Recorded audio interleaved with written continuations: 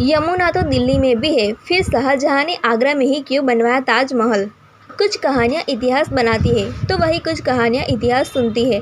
मुगल बादशाह शाहजहां ने अपनी बेगम मुमताज महल के लिए ताजमहल बनवाया तो उसके पीछे की यह सोच थी कि वो दुनिया का सबसे खास और नायाब मकबरा तैयार करवाए, जिससे कि आने वाली दुनिया मुमताज के साथ साथ ताजमहल की खूबसूरती भी समझ पाए।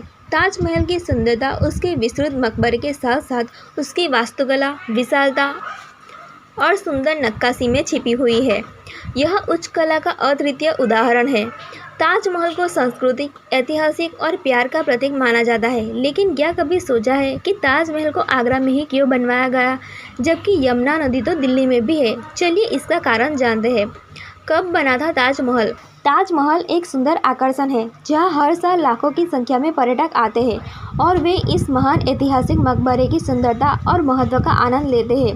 ताजमहल को बनने में तकरीबन 22 साल का वक्त लगा था। इसके निर्माण का काम 1632 में शुरू हुआ था और यह 1653 में पूरा हुआ था।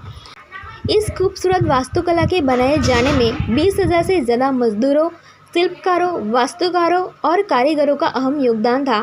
ताजमहल को बहुत ही मेहनत से बनाया गया था, जो कि इसके आदर्श आर्किटेक्चर मास्टरपीस बनाता है।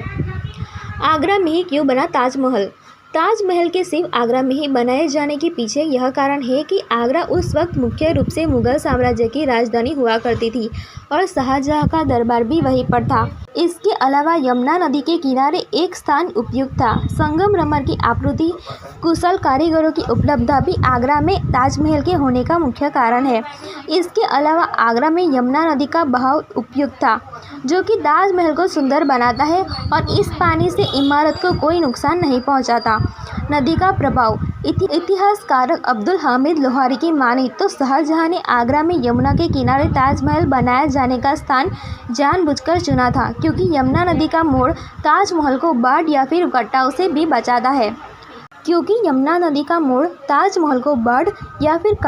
बचाता है। बाद में शाहजहां ने अपनी राजधानी बदलकर आगरा से दिल्ली ट्रांसफ़र कर दी, लेकिन ताजमहल आगरा में ही रहा और आज भी वास्तुकला का अनूठा नमूना बनकर देश की शान बढ़ा रहा है।